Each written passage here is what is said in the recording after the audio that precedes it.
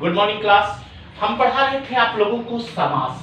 समास में हमने समास का भेद बता रहे थे, जिसमें हमने आपको पढ़ाया था अवयवी भाव समास। अवयवी भाव समास जिस समास का पूर्व पद अव्यय हो और समस्त पद क्या हो, क्रिया विशेषण हो। दूसरा हमने पढ़ाया तत्पुरुष समास, जिस समास का उत्तर पद यानी दूसरा पद प्रधान हो और समस्त पद में क्रिया विशेषण, समस्त पद में कारक का विभक्ति क्या हो, लुप्त हो, तत्पुरुष समास कहते हैं। जैसे रसोई घर, रोगग्रस्त और उसके बाद हथकड़ी, ये सब मैंने उदाहरण आपको दिया था। बुक से भी आप इसका परिभाषा पढ़ लीजिएगा। अगला है कर्मधारय समास।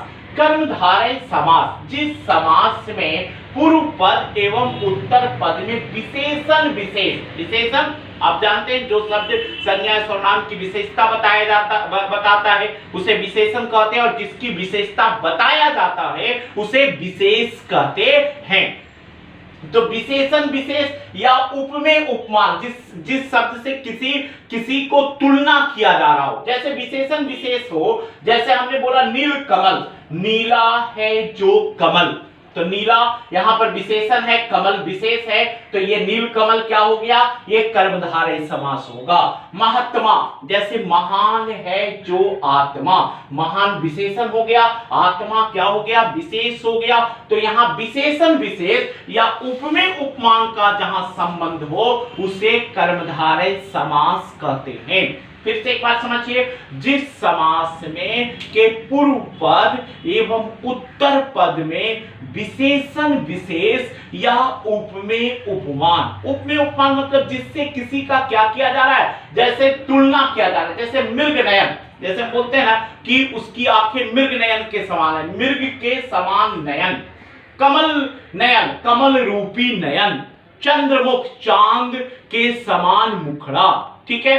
तो उसे ऐसे शब्द क्या कहलाएंगे, ऐसे पद जो है कर्मधारय समास कहलाते हैं। तो कर्मधारय समास आप समझ गए होंगे, जिस समास के पूर्व पद एवं उत्तर पद में विशेषण विशेष या उपमेय उपमान का संबंध हो उसे कर्मधारय समास कहते हैं।